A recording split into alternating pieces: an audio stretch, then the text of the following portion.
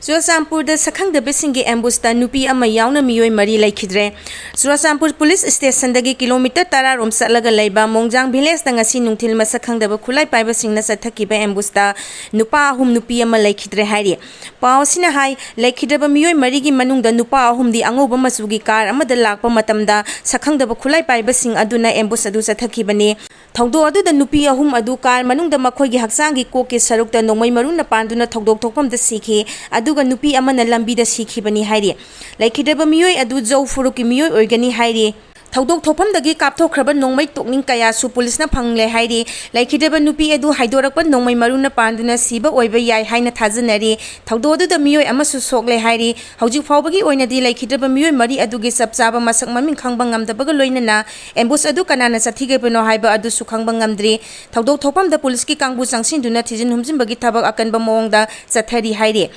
Pasina makhatari badi laikhidaba thapi haukip KNO gi president PS haukip ki maya nupani laikhidaba nupi adugi mamingna Matijang Mary kawi mahak misamni aduga atopa miyoi ani aduna amakpa amadi tahapi kawi hairi Kokomi amuko amadi Fox Manipur gi Apunba meehut kangbuna ngasi Delhi da Minister of Home Affairs ki makok thongbo official singa unaduna wari sakre Sahi ani helaba irang asi loisinana ba tongan ba hiram singda Coordinating Committee on Manipur Integrity Kokomi All Manipur United Clubs Organization amuko amasung Federation of Civil Society Organization Fox Manipur gi Apunba meehut kangbuga ahan ba oina ngasi Minister of Home Affairs ki makok thongbo official singa Delhi da unaduna wari sanakre ngasi ayupung taraga mathoi makhai tarakpa matamdagi CSO singa Apunba meehut kangbu aduga wari sanaba hokhi wari sanaba aduda Kokomi gi maikai dagi lup asigi convener yauna miyoi taret amuko gi oina lup asigi advisor yauna miyoi taret amasung Fox gi oina president yauna miyoi mangana saruk yakhi haire New Delhi danga si wari sanakhiba aduda thogliba irang asi loisinana ba tongan ba wafam sing purkhatuna khanakhibaga loinana CSO singi maikai dagi su national highway singda nithina chathok chasin yahanba lomi singna lobukta thaba ingkhang subada khudong thiba thoktanaba ningthina ngak senba state asigi interest sokpa yaba thabak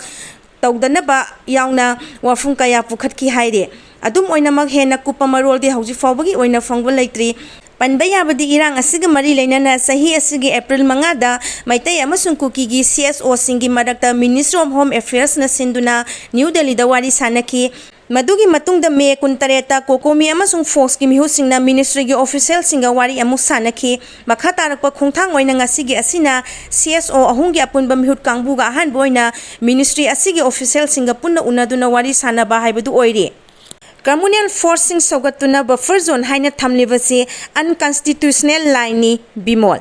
Lok Sabha gi MP akoijam bimol nangarang kuki singna namna tariba district ama oiriba Churachampur ga lona riba Bishnupur district ki maitai singna tariba border area ama oiriba Phogaksaw ikhai da sangnana bo honaba da security na athingba pirakhiba thawong adubo yamna kanna kandem tawkhre MPSC gi maikai dagi phongdokhibada communal forcing bu sogatuna buffer zone haina state asida imaginary amasung unconstitutional line haina khaidoktuna thamli haina yamna kanna yaningda bo phongdokhre Congress ki MPSC na news agency amada phongdokhibada Churachampur district ka lona river Phogaksaw ikhai asi mahaki Inner Manipur parliamentary constituency gi manung saliba mafamne mahang masamag Lok Sabha gi member amani adubu mahaki constituency ama oiriba Phogaksaw ikhai makha laikai kaithel da sanana bo honaba da thingba pirakhiba mafam ase hauji su Indian Army yauna yamlaba security na ngak seliba mafamne mahang na mafam adu da sangnana bo honaba da security na thingba thamlaba so mahaki mamang mota da mafam adu da lamdam asigi